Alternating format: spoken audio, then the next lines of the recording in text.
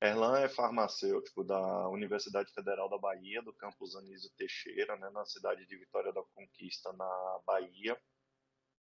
Ele tem desenvolvido com um grupo de farmacêuticos um trabalho, né, do uso de tecnologias para avaliar desfechos positivos com adesão ao tratamento, né, em pacientes com polimorbidade.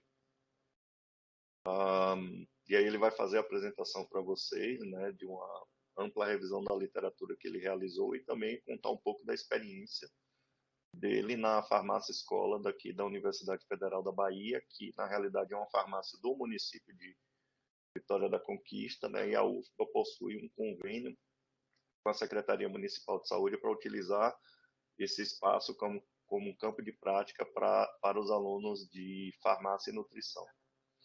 Bem, Erlan, a palavra está com você. Você tem 1 hora para fazer a apresentação e aí, posteriormente, o público vai ou perguntar, abrir o microfone ou postar as dúvidas aqui no chat, apesar de que eles podem postar, né, as dúvidas no chat no decorrer da sua apresentação. Por favor, fiquem bem à vontade em relação a isso. Então, Erlan, está com você, viu? Pode. Certinho. Bom dia a todos.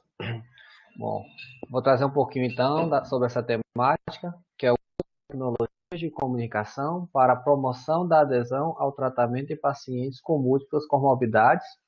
E vou mostrar para vocês também um pouquinho do trabalho que a gente vem desenvolvendo aqui na área. É um ensaio clínico randomizado, utilizando essa temática, sendo realizado aqui na farmácia escola da UFBA em Vitória da Conquista, na Bahia. Bom, o conceito de adesão terapêutica ainda não tem bem um conceito muito bem definido.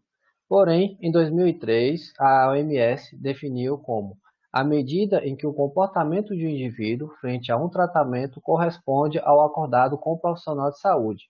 Este tratamento pode ser um tratamento medicamentoso, pode ser uma dieta alimentar, ou pode ser também mudança do estilo de vida, né, como um incentivo à atividade física, por exemplo.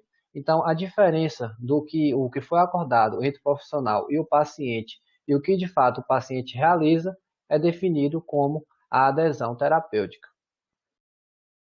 Existem vários fatores que podem estar relacionados à adesão terapêutica, e esses fatores estão agrupados em 5 conjuntos.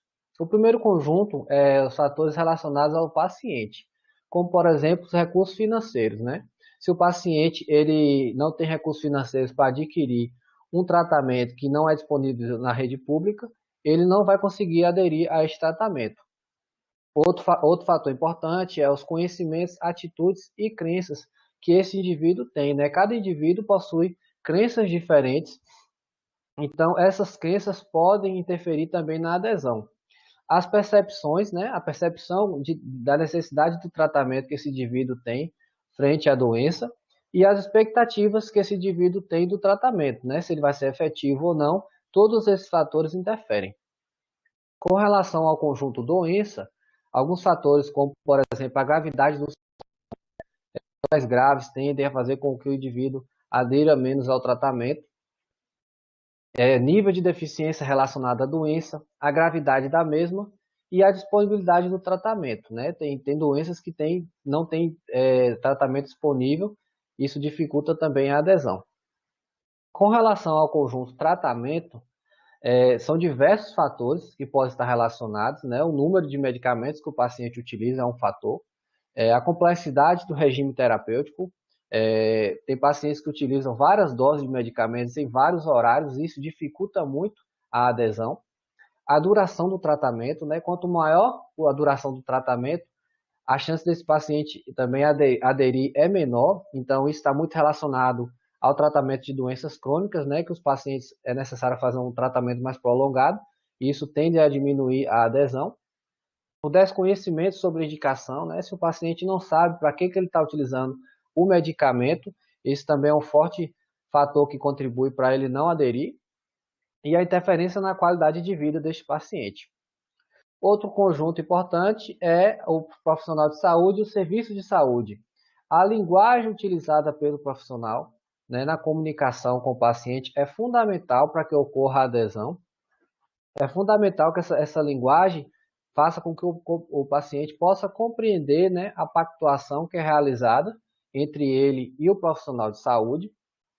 O acolhimento e respeito com os questionamentos do paciente também é outro fator fundamental. Ouvir o paciente, ver o que esse paciente tem a dizer, quais são as crenças que esse paciente tem, né? Fazer esse cuidado em saúde centrado no indivíduo é muito importante para que você identifique e saiba como você pode ajudar esse paciente. E a distribuição de medicamentos ineficientes também é outro fator. Se não tem acesso ao tratamento, os pacientes não aderem. O quinto conjunto é os fatores socioeconômicos, né? O baixo nível socioeconômico, a baixa escolaridade também é um problema frequente no Brasil e que interfere muito na adesão principalmente medicamentosa. Os pacientes, é necessário que a baixa escolaridade contribui porque dificulta o autocuidado desses pacientes. E outro fator é a falta de apoio social. A gente vê alguns pacientes, principalmente idosos, né, que às vezes se sentem muito sozinhos e esse fator faz com que eles diminuem a sua adesão.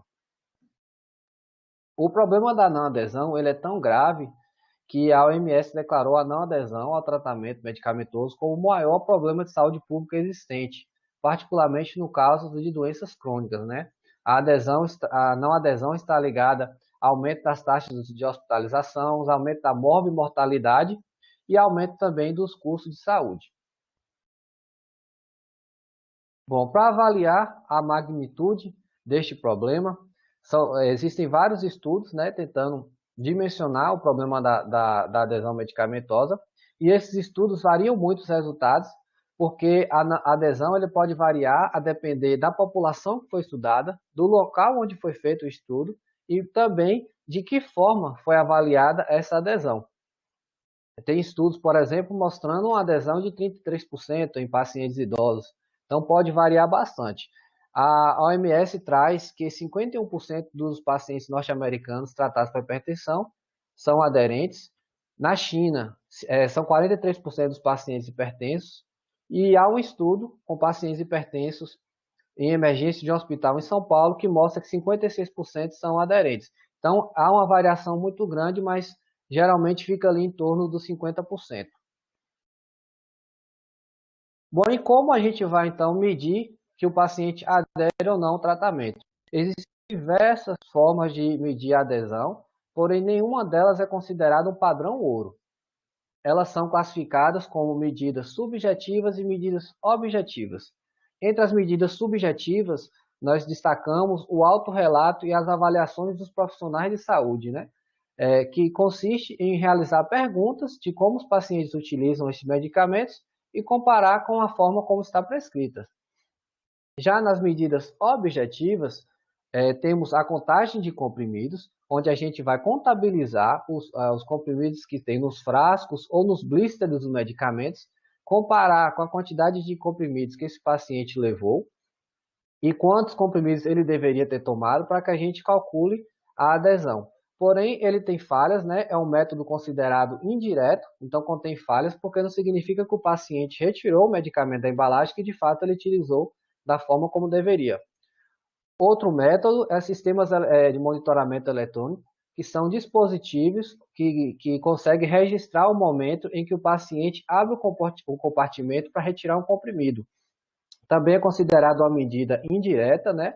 Já que o paciente, só o fato do paciente retirar o comprimido do compartimento não significa que ele utilizou da forma correta. E, além disso, esses dispositivos são caros para ser utilizados, né, numa população grande. Uma outra medida também considerada indireta é a análise secundária de banco de dados, que são bancos dos programas de dispensação de medicamentos, principalmente na rede pública, onde a gente tem um registro da data que o paciente pegou o medicamento, a quantidade que ele levou de medicamento, né? E a gente consegue calcular quanto que ele deveria usar para calcular a data de retorno. E aí, quando esse paciente não vem buscar na data de retorno, a gente pode achar que ele não está aderindo ao tratamento. Porém, esse paciente pode retirar o medicamento em outros locais ou até comprar o medicamento, então não é uma medida tão confiável, mas que pode ser utilizada, né, para estimar a adesão em grandes bases de dados populacionais. Um outro método de medida é a avaliação de parâmetros bioquímicos, e esse já é considerado um método direto, né, que ele busca fazer o doseamento da concentração plasmática dos metabólicos oriundo dos fármacos, onde você consegue dimensionar qual foi a dose utilizada pelo paciente e qual foi a frequência de uso desse medicamento. Porém, é um método invasivo, né, e de alto custo, que só é utilizado geralmente em alguns ensaios clínicos. Uma forma prática e barata de você avaliar a adesão é através da aplicação de questionários. Nós temos diversos questionários, né, que podem servir para avaliar a adesão por autorrelato. Esses questionários eles possuem praticidade e flexibilidade, e você consegue ter um feedback instantâneo da adesão medicamentosa desses pacientes. Além disso, você consegue avaliar algumas barreiras e crenças que esses pacientes têm, de modo que você consiga personalizar intervenções a ser utilizadas em cada indivíduo. Porém, ele tem um problema, né, que por ser feito por autorrelato, o paciente pode induzir respostas duvidosas, que não são verdadeiras, de forma acidental ou proposital, e isso vai fazer com que a adesão seja superestimada. Os três principais questionários utilizados, que são instrumentos validados, né, na literatura, são o BMQ, o MAC e o Morinsky de 8 perguntas. Esses três são mais utilizados nos principais estudos, além de outros que...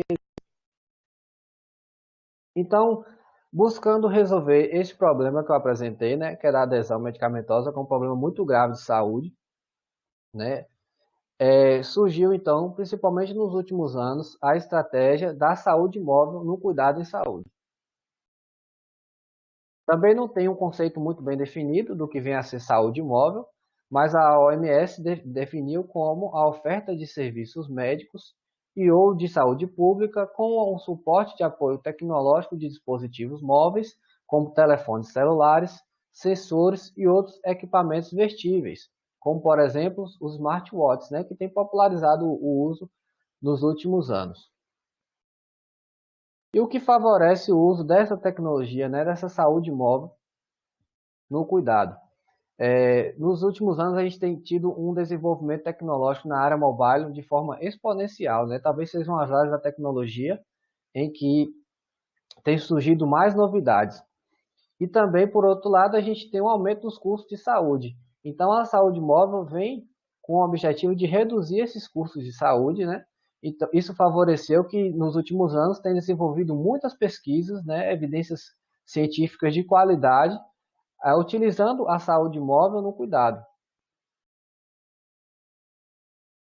Outro fator que favorece a utilização de telefonia móvel, né, no cuidado, principalmente aqui no Brasil, é que os aparelhos celulares têm sido cada vez mais populares na população. E essa ampliação tem ocorrido em diferentes classes econômicas e em diferentes faixas etárias, né, segundo a Anatel.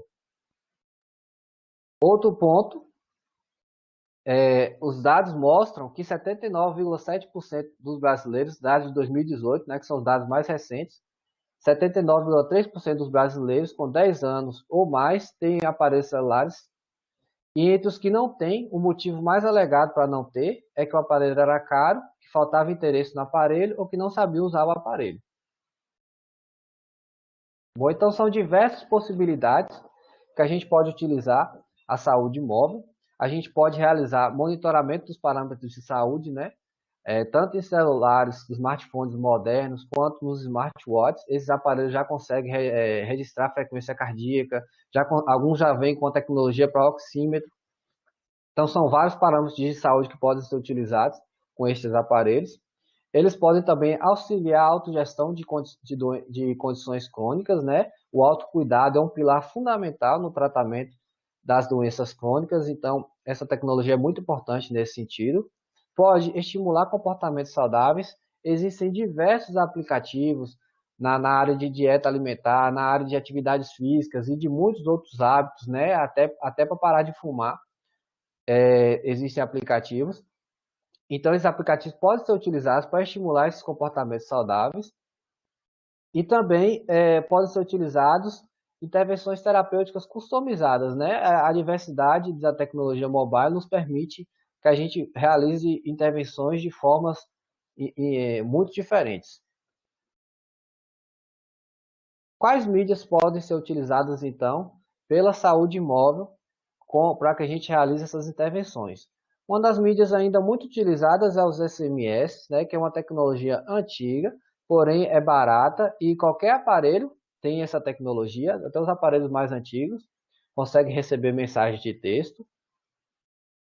Temos também as chamadas telefônicas que podem ser utilizadas, mensagens de voz e os aplicativos móveis, seja os aplicativos de mensagem, como por exemplo o WhatsApp ou o Telegram, como também os aplicativos de redes sociais, que são cada vez mais utilizados, né? E que a gente pode utilizar como estratégia também de intervenção no cuidado da saúde, principalmente Facebook, Instagram, redes sociais mais utilizadas, Twitter também. Então, baseado, né, na saúde móvel, a gente pode utilizar então mensagens de texto para promover a adesão. E de que forma, qual o ponto da adesão que as mensagens de texto vão ajudar? Elas vão ajudar na falta de informação sobre os benefícios dos medicamentos, na falta de informação sobre como esses medicamentos funcionam, né? Muitos pacientes não sabem utilizar os medicamentos, então essas mensagens entregam uma resposta rápida ali, equívocos sobre os efeitos adversos dos medicamentos. Então, a gente pode ajudar a quebrar algumas crenças que os pacientes têm, até quebrar também algumas fake news, né, que a gente vê que tem surgido muito, principalmente na questão da vacina ou também dos medicamentos.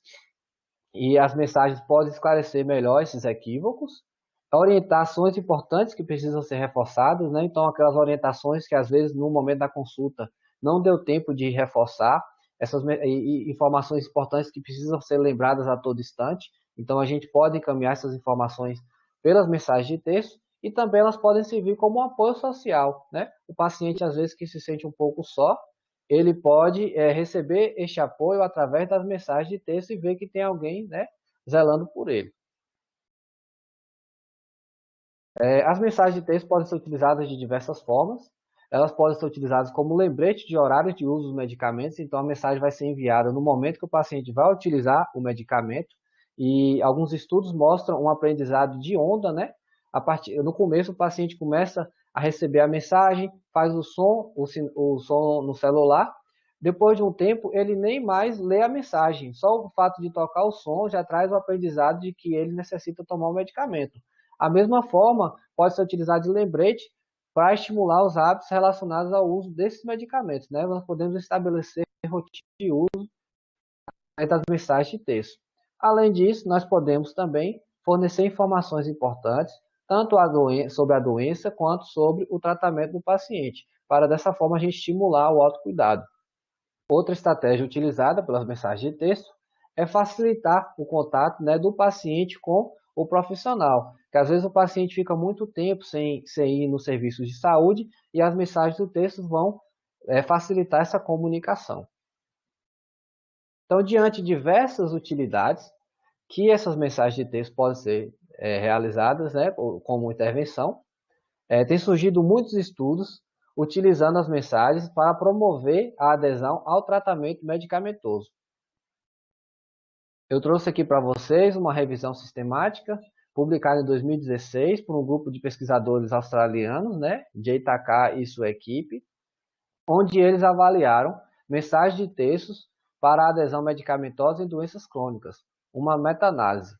Eles incluíram estudos com pacientes adultos com doenças crônicas e que utilizaram a intervenção de mensagens de texto para promover a adesão. Eles incluíram somente ensaios clínicos randomizados com pelo menos 4 semanas de seguimento e que também avaliaram medidas de adesão de forma quantitativa. Eles excluíram estudos onde a intervenção primária não se limitaram à mensagem de texto, estudos que não relataram medidas de adesão e estudos que envolveram pacientes psiquiátricos, militares, né, ou institucionalizados. Após varrer a literatura, então, eles chegaram a 44 artigos de texto completo. Desses, 16 ensaios clínicos randomizados atenderam aos critérios esses 16 ensaios clínicos envolveram 2.742 pacientes. Nas doenças mais encontradas, né, nesses estudos foram HIV, doenças cardiovasculares, diabetes, asma, rinite e epilepsia, e a duração mediana de intervenção foi de 12 semanas.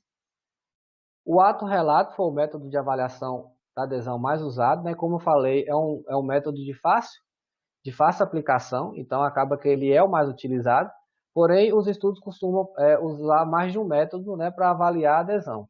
Então o autorrelato foi o mais utilizado, seguido por sistema de monitoramento e a contagem de comprimidos. Com relação à frequência das mensagens, o padrão mais comum foi de mensagens diárias, porém a variedade é muito grande. Tem estudos que fazem mensagens a cada 2 dias, a cada 3 dias, mensagens semanalmente e até mensagens mensais. Então, após avaliar os estudos, eles chegaram aos resultados que mostraram uma melhora, né, na adesão através das intervenções das mensagens de texto. Os pacientes que receberam as mensagens apresentaram odds de 2,11, mostrando então que as mensagens podem de fato melhorar a adesão. Porém, a variedade dos estudos é muito grande e alguns estudos apresentavam vieses importantes, principalmente relacionado ao cegamento, né? Já dada a característica da intervenção, que torna difícil o cegamento desses pacientes. Mas mesmo após excluírem os estudos, né, com alto risco de viés e deixar apenas estudos de alta qualidade, as mensagens de texto melhoraram a adesão com odds ratio de 1,67, com o p-valor significativo. A revisão ainda destaca que é necessário novos estudos, né, de modo a caracterizar que tipo de mensagens podem ser mais eficazes para promover a adesão. Um outro estudo importante que eu trago aqui é uma revisão sistemática da Cochrane, publicada agora, em março de 2021, né, realizada por pesquisadores do Reino Unido, onde eles avaliaram a intervenção de mensagens de texto no aumento da adesão para medicamentos prescritos na prevenção primária de doenças cardiovasculares. Eles incluíram estudos com pacientes adultos usando medicamentos para prevenção primária de doenças cardiovasculares e estudos onde a intervenção foi entregue total ou parcial por telefone celular. Nesse caso, eles incluíram diversas mídias, né? Mensagens por SMS, mensagens por multimídia, aplicativos como o WhatsApp, por exemplo, e a resposta de voz interativa. Eles excluíram estudos de delineamento cruzado, dada a característica de um dos desfechos, que eram eventos cardiovasculares e a mortalidade, né, que são desfechos irreversíveis. Então, eles excluíram. E também excluíram ensaios com menos de 1 ano de acompanhamento, devido aos desfechos também. Após a pesquisa, eles elegeram, então, 135 artigos de texto completo, e desses, 14 ensaios clínicos randomizados foram incluídos, envolvendo 25.633 pacientes. No geral, a heterogeneidade dos estudos era muito grande, né? Variava a natureza da intervenção, já que eles incluíram as diversas mídias, então tinham mensagens de texto, tinham mensagens por WhatsApp, e dentro das mensagens de texto, as mensagens eram enviadas de várias formas, como lembretes ou até mensagens educacionais, né? E a população estudada também variou muito, o que tornou difícil fazer um agrupamento desses estudos. Na maioria dos estudos, o grupo controle recebeu somente os cuidados habituais. Todos os estudos relataram pelo menos uma medida objetiva relacionada à adesão, isso demonstra o quanto as medidas objetivas são importantes, né, frente às subjetivas. E a questão de 13 estudos mediram a pressão arterial e 6 estudos mediram os níveis de colesterol. Por fim, eles não conseguiram realizar a análise, né, devido à heterogeneidade dos estudos, então eles narraram os resultados e demonstraram que houve baixa certeza sobre os efeitos das intervenções na adesão. Alguns estudos mostraram benefícios, alguns bem modestos, e outros não mostraram benefícios nenhum. A baixa certeza também foi encontrada na associação entre a intervenção e a pressão arterial. Trago aqui também um ensaio clínico realizado aqui no Brasil, com o pessoal da Universidade de Maringá, no Paraná, onde eles avaliaram a intervenção de mensagens de WhatsApp né, para a promoção da adesão em hipertensos e diabéticos, um ensaio clínico randomizado. Eles então selecionaram 496 pacientes em tratamento de hipertensão e diabetes, que fossem usuários do aplicativo WhatsApp, e dividiram esses pacientes então em dois grupos. O grupo intervenção recebeu, além das consultas multiprofissionais, 55 mensagens de texto, áudio e imagens enviadas a cada 2 dias por meio do WhatsApp. Já o grupo controle recebeu apenas as consultas educacionais multiprofissionais. Esses estudos foram realizados em 16 semanas de acompanhamento, né? E as mensagens traziam temas relevantes para a promoção da saúde de pacientes com hipertensão e diabetes, focando principalmente na adesão. Eram mensagens do tipo motivacionais, mensagens informativas sobre a adesão, mensagens informativas sobre as doenças, né? E também mensagens de lembrete de uso de medicamentos.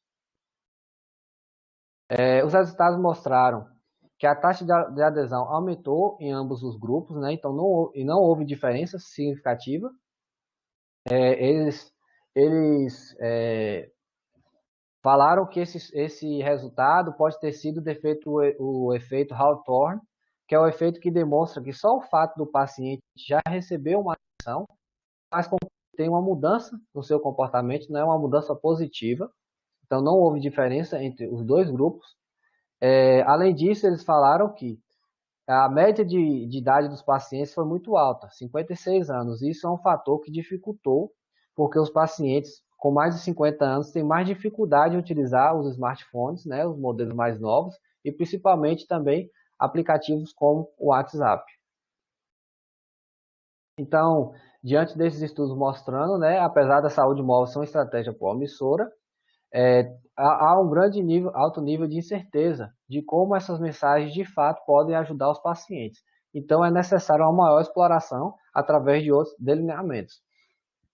Então, em janeiro deste ano, a gente começou a selecionar pacientes para o nosso estudo, que tem como título o uso de mensagens de texto para a promoção da adesão ao tratamento medicamentoso em pacientes hipertensos, um estudo que a gente denominou de ESSENCE.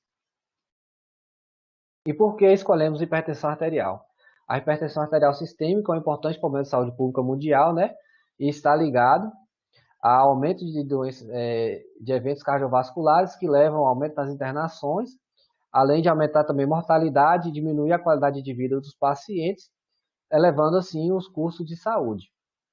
E apesar de ser uma doença que tem um diagnóstico considerado fácil e do amplo arsenal terapêutico disponível, o controle efetivo da pressão arterial e a manutenção do regime terapêutico tem sido muito difícil, devido, dentre outros fatores, à não adesão ao tratamento medicamentoso. Então, nosso estudo teve como objetivo avaliar o efeito da intervenção do envio de mensagem de texto como lembrete do horário de uso dos medicamentos comparativamente a mensagens informativas na adesão ao tratamento medicamentoso em pacientes com hipertensão. O estudo já está sendo realizado, né, um estudo prospectivo, randomizado, controlado, duplo cego, de grupos paralelos e com delineamentos cruzados. Nós estamos realizando esse estudo com pacientes hipertensos atendidos em uma farmácia da família do município de Vitória da Conquista. Essa farmácia é uma farmácia da família e uma farmácia escola, né, que é fruto de uma parceria do município com a UFBA. É a mesma farmácia que o meu colega Pablo apresentou na última palestra do SIG. A gente, então, está realizando esse estudo, calculamos uma amostra de 58 pacientes em cada grupo e adicionamos um percentual de perda de 20%. Chegamos a uma amostra de 70 pacientes em cada grupo. Nós estamos incluindo pacientes com diagnóstico de hipertensão arterial, pacientes com idade entre 30 e 69 anos, pacientes em uso de medicamentos antihipertensivos disponíveis na REMUM, no município de Vitória da Conquista, pacientes com disponibilidade de telefone celular com acesso a SMS, né? Eles têm que morar em uma localidade que tem sinal de celular e que tem a capacidade de ler e acessar a mensagem de texto.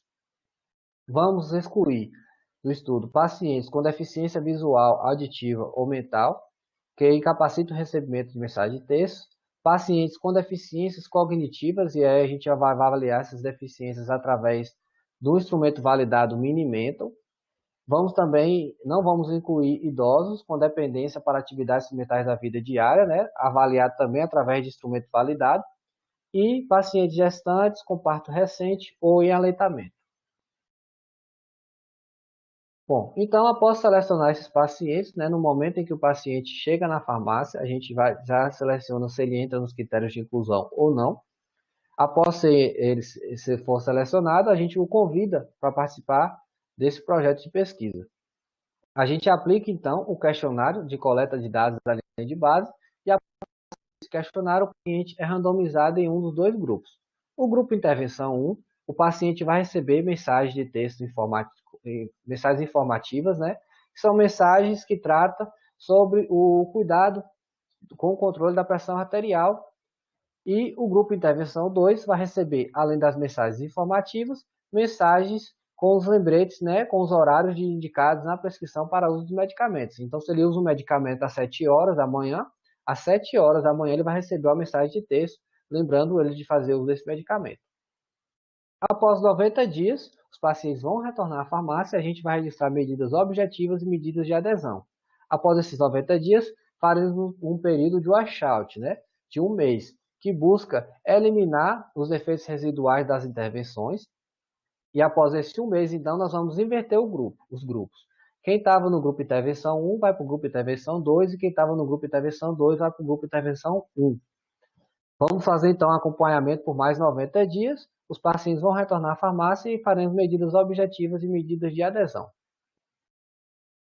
As mensagens serão enviadas através de um sistema, né, que a gente desenvolveu, é o sistema Memo, que utiliza uma plataforma de gestão via web, então ele pode ser aberto em qualquer computador e em qualquer lugar, e é um sistema muito prático de utilizar, né? Em poucas horas a gente já consegue saber operacionalizar o Memo. Ele tem 4 abas, né? Na aba pacientes, eles nos permite, através de poucos dados, como nome, CPF, telefone, a gente já cadastrar o paciente para recebimento das mensagens. Na aba medicamentos, a gente pode cadastrar esse paciente tanto para receber mensagens de medicamentos, como também do uso de alguns insumos. Aqui a gente pode cadastrar, vocês podem ver a lista de alguns medicamentos que a gente já cadastrou.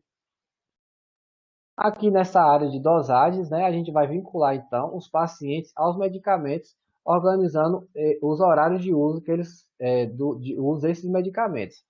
Como por exemplo, este paciente aqui está fazendo uso de losartana, 50 miligramas, né, um comprimido. A gente delimita o horário e a data que ele vai receber as mensagens. Do lado direito, a gente consegue ver os status das mensagens, né? Se ela está aguardando ser enviada, se ela já foi enviada ou se ocorreu alguma falha, né? E o paciente não recebeu a mensagem. E por fim, na última aba, nos permite a gente caracterizar mensagens que podem ser utilizadas de qualquer forma. Tanto para marcar uma consulta, por exemplo, como lembrete também para que o paciente venha à farmácia retirar os medicamentos. Nesse projeto, no nosso ensaio clínico que nós estamos realizando, a gente utiliza essa área para as nossas mensagens informativas, que, como eu falei, são mensagens que buscam estimular, né, a adesão medicamentosa ao paciente. Eu vou trazer aqui tem alguns exemplos de mensagens que nós estamos utilizando nesse projeto, que essa semana você tomou todos os medicamentos, remédios nos horários e doses corretas, parabéns. Então a gente busca fazer aquele reforço positivo para que o paciente utilize os medicamentos. Outro exemplo de mensagem é: não pare o tratamento mesmo que sua pressão retorne ao normal, ou caso você se sinta melhor, exceto quando orientado por seu médico. Essas são as mensagens informativas, então, que a gente utiliza. As mensagens com lembrete de uso de medicamentos, após cadastrado lá no sistema, né, o paciente, então, recebe as mensagens dessa forma aqui no celular. Neste caso, o paciente está recebendo mensagem de 12 em 12 horas, né, que informa que é hora dele tomar um comprimido de enalapril. O grupo intervenção 1, então, que é as mensagens informativas, vão receber as mensagens uma vez ao dia, às segundas, quartas e sextas, e o grupo intervenção 2, né, que além dessas mensagens informativas, vão receber as mensagens com os lembretes de horário de uso de medicamento. Vão receber no primeiro mês mensagens de texto diárias, no segundo mês as mensagens vão ser 3 vezes por semana. E no terceiro mês, as mensagens vão ser semanalmente. Então, na linha de base, a gente vai coletar dados dos pacientes. Vamos coletar dados de identificação dos pacientes, né, dados sociodemográficos e hábitos e comportamentos. Esses dados são importantes para que a gente avalie algumas variáveis que podem interferir na adesão. Vamos coletar também dados relacionados à doença e ao tratamento medicamentoso, medidas objetivas, né, os dados antropométricos, a altura, peso, altura e circunferência abdominal, e a pressão arterial. A gente faz 3 medidas e realiza uma média das 3 medidas. A adesão, na linha de base, vai ser medida somente por autorrelato, através da aplicação do questionário do BMQ. Os retornos, né, que o paciente vai vir uma primeira visita, que é o primeiro momento que ele é selecionado, e ele vai retornar à farmácia mais 3 vezes, então serão 3 retornos. Nos retornos a gente vai realizar a medida da adesão pelo BMQ, faremos também medidas objetivas, né, e faremos o grau de concordância entre os comprimidos utilizados e prescritos, né? A gente pede aos pacientes, a gente sinaliza os blisters que eles estão levando no momento da linha de base, pede eles para trazerem os mesmos blisters quando forem por retorno, irem por retorno. A gente contabiliza esses comprimidos e calcula, né, com base na quantidade que ele levou e com base na quantidade que ele deveria ter tomado, a gente calcula esse grau de concordância. Então a gente alinha uma medida subjetiva de autorrelato e ou uma medida objetiva. O estudo já foi aprovado pelo Comitê de Ética e Pesquisa, né, da UFBA, e também já teve seu protocolo registrado no Clinical Trials, em outubro de 2019. Os recursos para desenvolvimento do sistema MEMO eles foram oriundos do projeto HealthRise. Esse projeto ele foi contemplado no edital, né, em 2016, porém esse projeto já encerrou as suas atividades, mas ele deixou um legado muito grande aqui para os serviços de saúde do município de Vitória da Conquista, tanto para a farmácia quanto para as unidades, de várias tecnologias implantadas, e o sistema MEMO foi uma delas. Esse projeto ele foi financiado pelo Medtronics Foundation. Então, a gente espera, né, que as mensagens de texto podem promover a adesão medicamentosa nos pacientes e que possa também aumentar o controle da pressão arterial. O nosso delineamento ele permite que a gente avalie qual mensagem pode ser mais eficaz, se é somente as mensagens informativas ou se é as mensagens informativas mais as mensagens com os lembretes de uso dos medicamentos. Então, a gente propõe, de acordo com isso, avaliar a estratégia da saúde móvel, que parece ser uma estratégia promissora, né? Mas que precisa ser melhor avaliada, para que a gente consiga identificar pontos de melhoria nela e que a gente consiga, assim, implantar ela nos diversos serviços de saúde, né? Essa estratégia ela pode ser utilizada numa unidade de saúde, pode ser utilizada também na farmácia. Como eu falei, a gente pode utilizar para incentivar o automonitoramento de glicemia capilar, incentivar que o paciente venha retirar os medicamentos na data correta, pode também utilizar como lembrete de consulta, né? E estimulação pelas equipes de saúde do NASP, por exemplo, sobre a educação em saúde. Então, várias estratégias podem ser utilizadas utilizando esse sistema mesmo. Então, um sistema fácil, barato e que pode ser aberto em qualquer computador. Essas são as minhas referências. E obrigado, pessoal.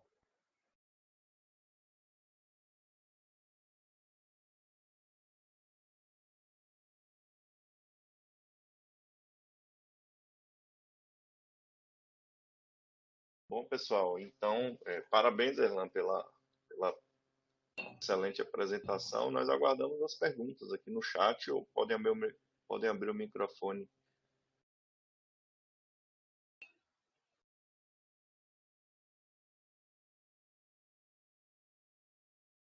Erlan, tem uma pergunta aqui de Robson dos Reis Suzarte. As mensagens de lembrete de uso de medicamentos e também as informativas são encaminhadas automaticamente pelo MEMO para os pacientes cadastrados? Sim, as mensagens de texto elas são enviadas, né, automaticamente. A gente simplesmente só precisa programar a frequência dessas mensagens. Elas podem ser customizadas no sistema MEMO. Quanto a sistema gratuito, esse sistema foi desenvolvido, né, pelo recurso Projeto Rafurares, e ele pode ser sim utilizado, né, para qualquer serviço de saúde. Então a gente está avaliando da forma que ele pode funcionar melhor, né, para disponibilizar esse sistema.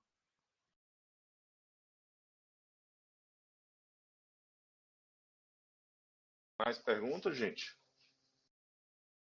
Tinha uma pergunta ali, Márcio, se ele é gratuito, se qualquer serviço de saúde pode usar. Então, posso falar, Erlan? Pode. Então, ele é gratuito. O sistema ele foi desenvolvido com um sistema de código aberto, né?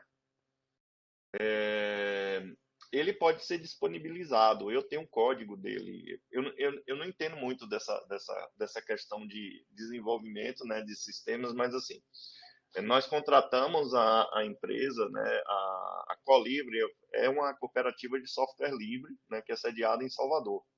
Eles que desenvolveram esse sistema e nós encomendamos um sistema de código aberto, né, que posteriormente ele pudesse ser utilizado por diferentes serviços em todo o país.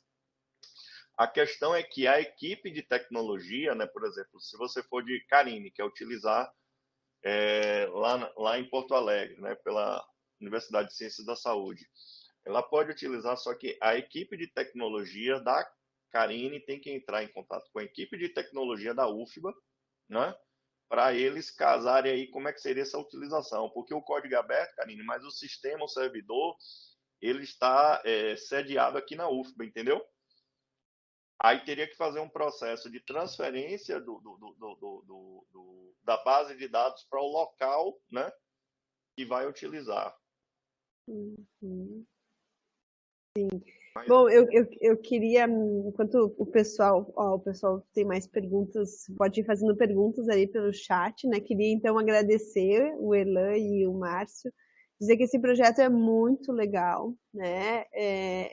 Assim, parabéns, né, pela apresentação, pela proposta. Eu acho que a gente tem que avançar em usar essas tecnologias, né? E tu apresentou, né, uma boa revisão atual da literatura, mostrando exemplos de que já existem, até me surpreendeu com o número de ensaios clínicos, né? E achei interessante que tu fala do aprendizado de onda, né? Que o paciente já vai, já tem o bipzinho e já vai. Claro, às vezes isso a gente poderia fazer com o nosso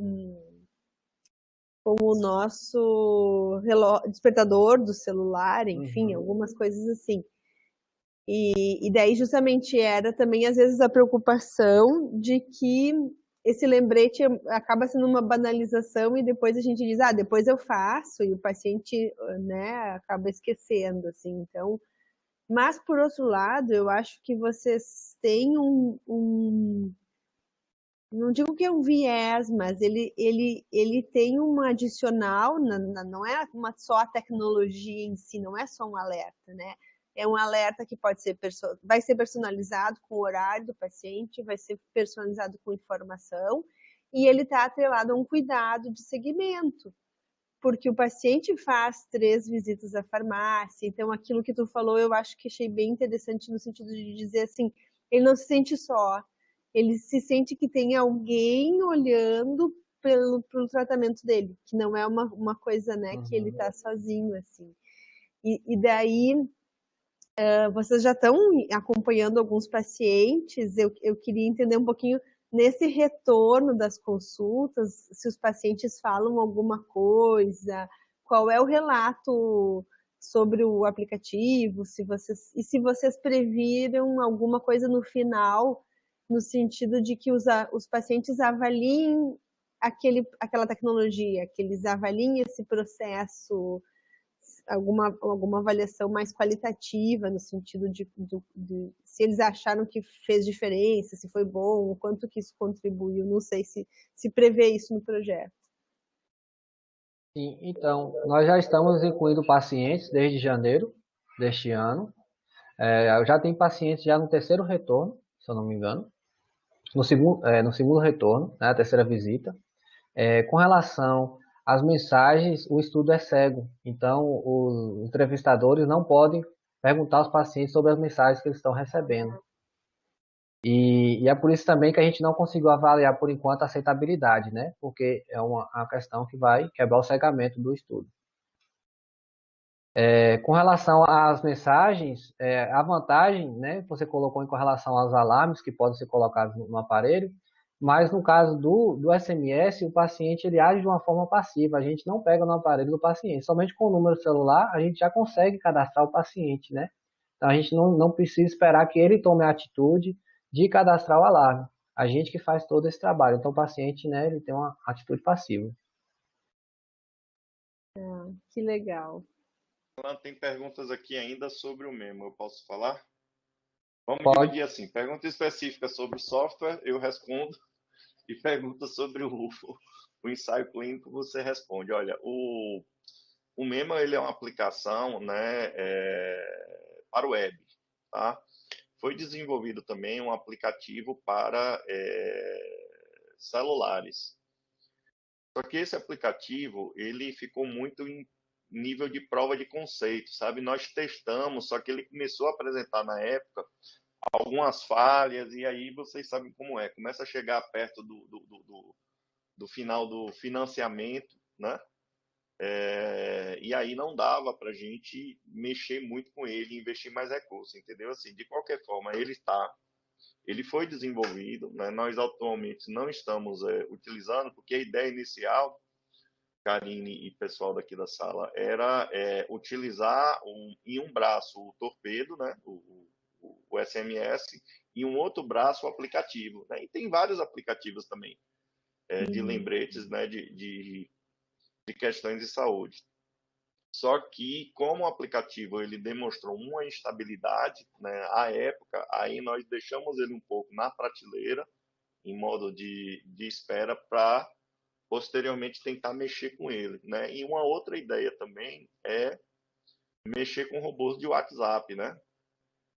E, digamos assim, talvez hoje o WhatsApp, né, o Telegram, enfim, essas ferramentas de comunicação instantânea, de mensagem instantânea, elas sejam até, digamos assim, a principal tecnologia, né, de comunicação hoje, até mais do que a ligação de voz, né? Então, é uma ideia também.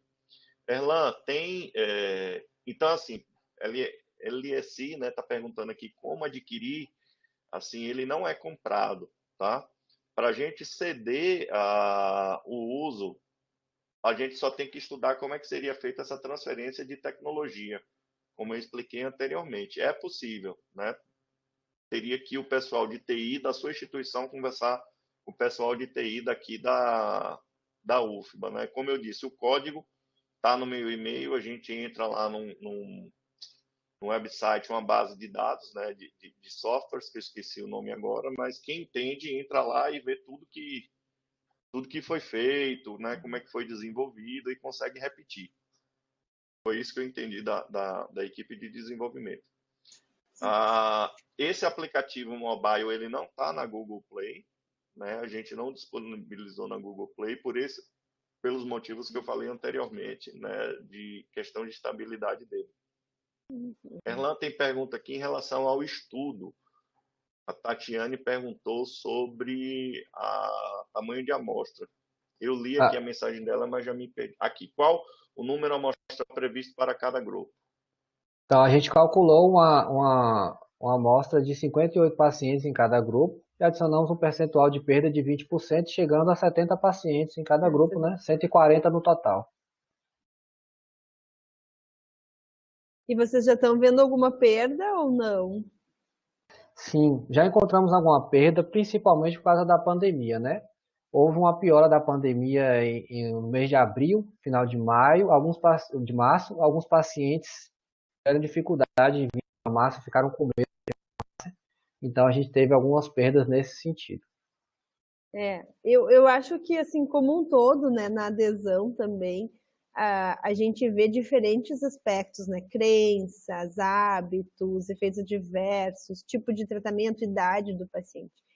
E acho que alguns pacientes vão se adaptar bem a essa tecnologia e outros não, assim, vai ser justamente assim, que é o que a gente sempre fala, assim, o farmacêutico tem que perceber, né, o que funciona, e às Uhum. vezes a gente vai testando diferentes Sim. estratégias até perceber aquela que é melhor, assim, nesse sentido, né.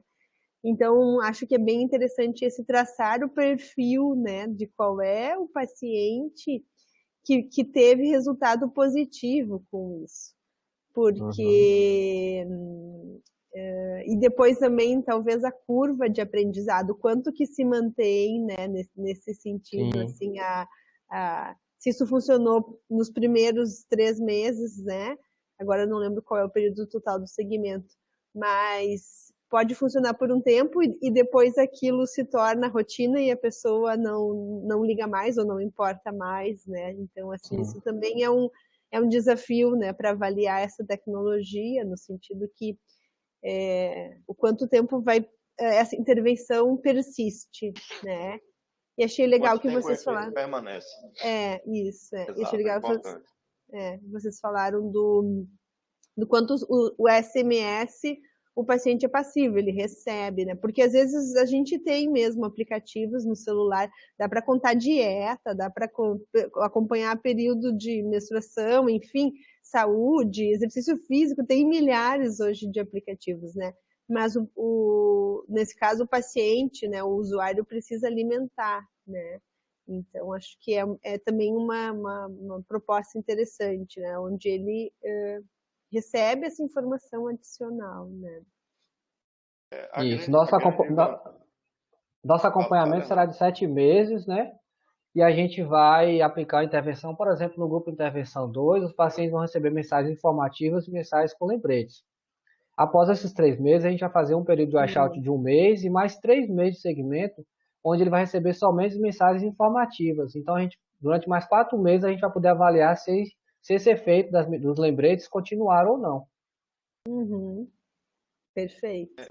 Para esse período digamos assim, de manutenção de efeito, Karine, o sistema também, como ele é um sistema que ele permite enviar inúmeros tipos de mensagem, a gente tinha discutido, né, o ano passado, por exemplo, de ter continuidade com os pacientes, deles receberem mensagem do tipo: lembre de vir buscar seu remédio amanhã. Uhum. E aí ele vai receber, vamos dizer, se ele precisa de medicamento para quarta-feira da próxima semana, ele recebe a mensagem hoje, lembrando ele. Então, essa questão, o pulo do gato desse sistema é você poder programar, né, automatizar que tipo de mensagem você quer que ele receba. E a gente quer transpor isso posteriormente para o WhatsApp, sabe? Mas não porque é impossível qualquer serviço ter uma pessoa lá, né, no WhatsApp programando mensagens para esses pacientes, você está entendendo? Isso teria que ser no momento do atendimento. Aí você vai, que é o que eles fazem hoje, no momento do atendimento, eles preenchem os dados do paciente no programa e a partir daí o mesmo faz tudo. Vocês já viram esses aplicativos para outras coisas, tipo consulta médica, exames? A gente tem uma Sim, ausência tão grande para esse tipo de coisa, isso seria uma ferramenta muito potente, né? sim, sim. Então, tem várias opções, né? E assim, a nossa preocupação hoje fazer um estudo bem delineado, assim, os critérios de inclusão eles são bem rígidos, né? Então tem aplicação de instrumentos de atividade de vida diária, né? De capacidade funcional, principalmente em idosos, para a gente realmente ter certeza que as pessoas que entram no estudo elas vão saber, né? Pelo menos ligar o celular e visualizar a mensagem, né? Ouvir aquele recado, mas assim, tem várias possibilidades. Uma outra que está sendo bastante utilizada agora são os podcasts, né? Que aí você recebe um SMS com um link, você clica no link, cai num podcast. Tem possibilidade também de você clicar no link e vai para um questionáriozinho. Estão usando muito hoje para monitorar pacientes com Covid, né? Desde que não seja vírus, né? Que a gente não Ah, sabe. exato. Pessoal, Chega bastante vírus também. façam as suas perguntas aqui. O Aleph perguntou se teria outro meio que poderia ajudar na adesão para pacientes que não têm livre acesso à tecnologia. Fala aí com ele, Algum, Erlan.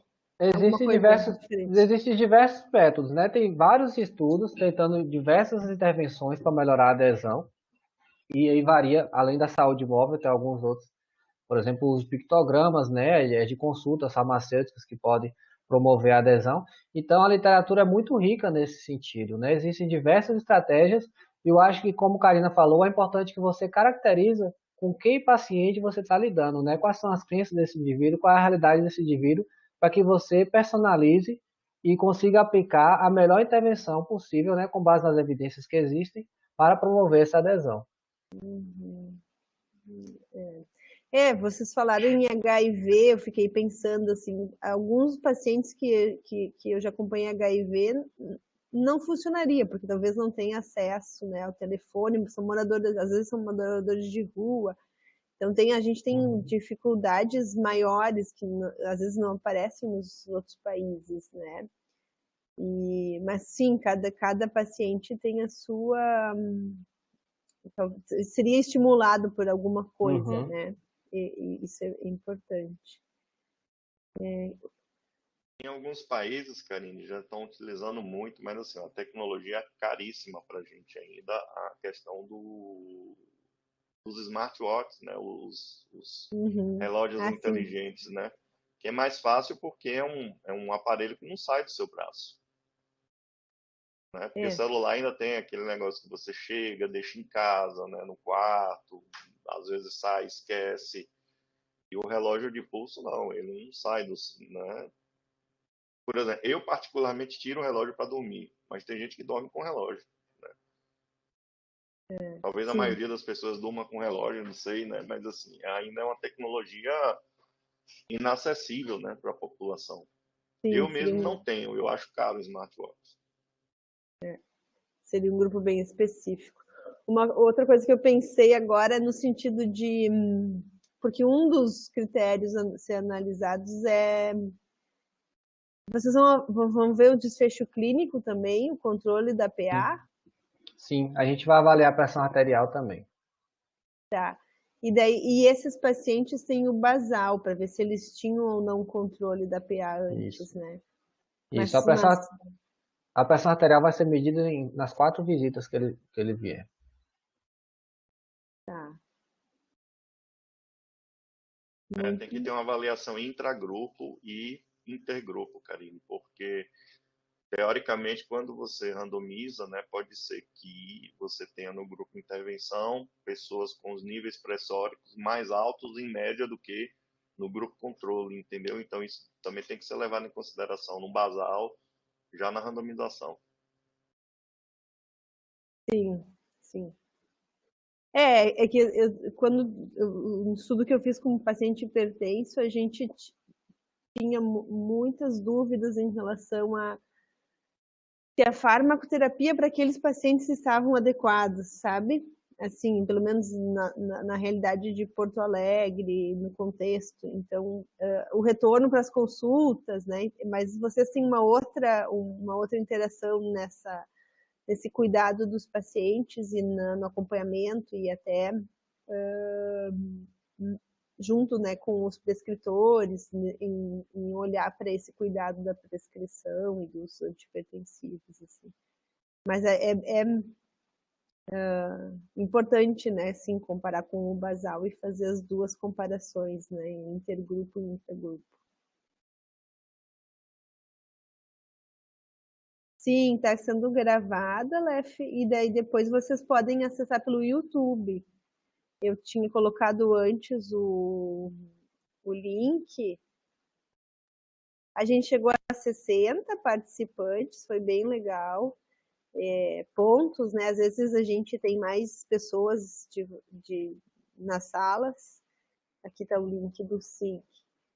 E se vocês quiserem ter, então, um certificado, vocês precisam se inscrever no CIEX. E se vocês quiserem ter a presença, preencher esse formulário, que tem 4 perguntinhas, né, que o Elan elaborou, e a gente disponibilizou para valer pela presença na atividade de extensão. Alguém mais tem alguma pergunta? Quer compartilhar alguma experiência que tenha? Ou intervenções, né, que realiza?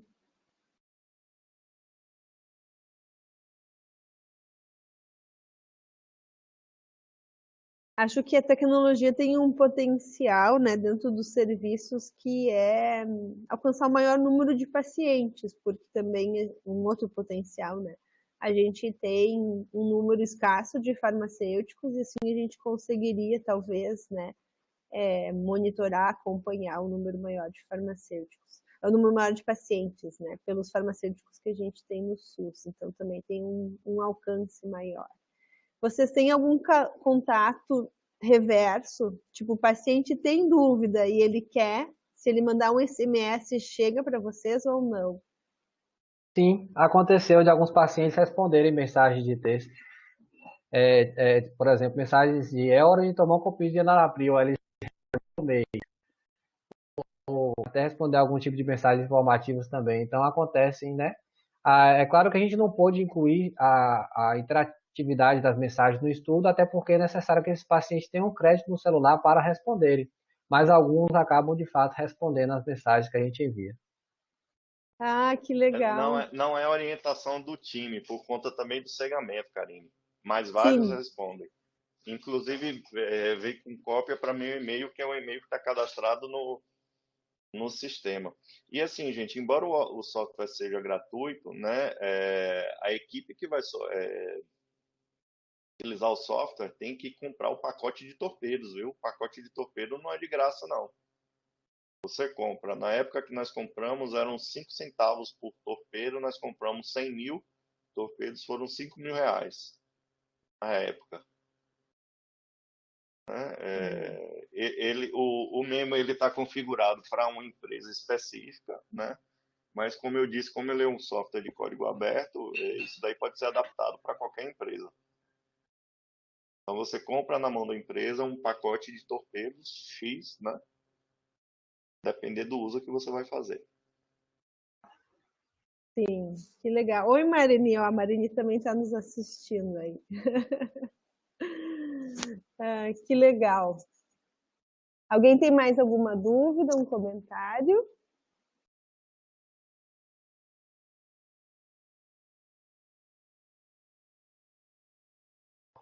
Não, a gente agradece, né? Vamos ver se vai mais alguém, mas vai escrevendo. Eu vou igual fazendo os agradecimentos, assim. Parabenizo, né, o Erlan e o Márcio. Eu já conheci um pouco do projeto, né? Eu vi assim o quanto também, né, para a gente pensar o quanto também demora, né, desenvolver, sair do papel, fazer o registro do ensaio clínico, comitê de ética, porque vocês falaram em 2019 aprovado. Então, Uhum. captar os pacientes, acompanhar, depois analisar os resultados, né? Com certeza uma tese de doutorado e muito mais, assim. Uhum. Então, parabéns, né, por todo o envolvimento, trabalho, parabéns pela apresentação, ficou muito bacana, né? E muito obrigada.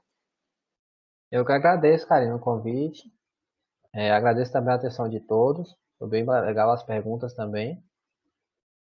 Espero participar novamente, né? Quem sabe, mais futuramente, para mostrar os resultados agora do projeto. Com certeza, será bem-vindo. Ó, o Aleph está sugerindo implementação nacional com parceria do Ministério da Saúde, né? Seria muito bom. Pois é, Aleph, seria bom, né? Já pensou o Uhum. sistema, essa ferramenta conectada, né, ao prontuário eletrônico do cidadão? E aí, automaticamente, o paciente poderia receber as orientações, né, do médico, do profissional do NASP, de um farmacêutico, né, que atende uma farmácia. Seria muito bom, né? Uhum.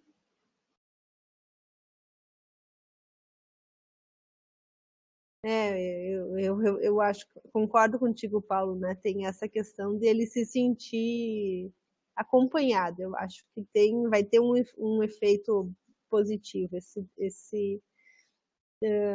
Com certeza a gente vai conseguir visualizar.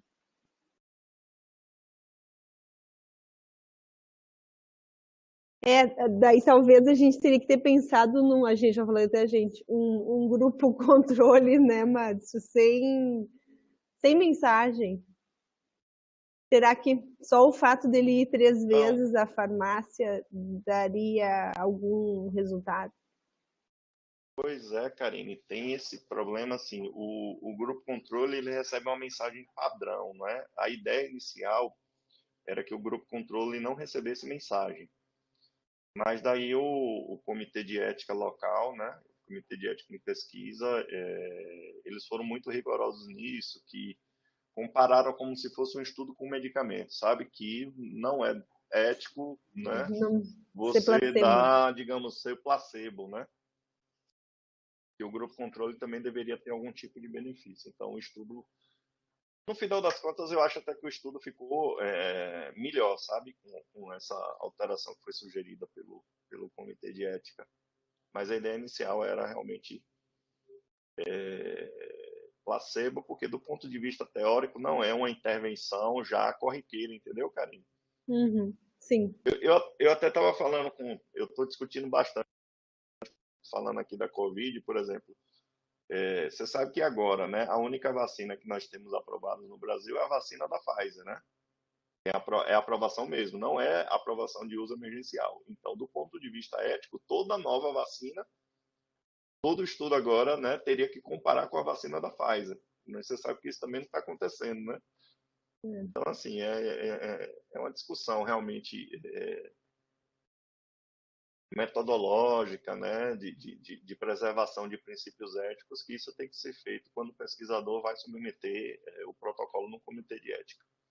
Isso até para outros medicamentos, né? A gente discutia, acho que até na hepatite C, porque daí tu vai comparar com os que são existentes e o custo do ensaio clínico é muito alto, né? Exatamente. E muitas vezes são medicamentos que têm, digamos assim, objetivos terapêuticos totalmente diferentes, né? Uhum, Acontece muito isso também. é. Mas então tá, hoje a gente acabou um pouco mais cedo, mas foi ótima a apresentação, foi um bom tempo e deu um bom tempo para discussão, assim. Então muito obrigada, Erlan, obrigada, Márcio.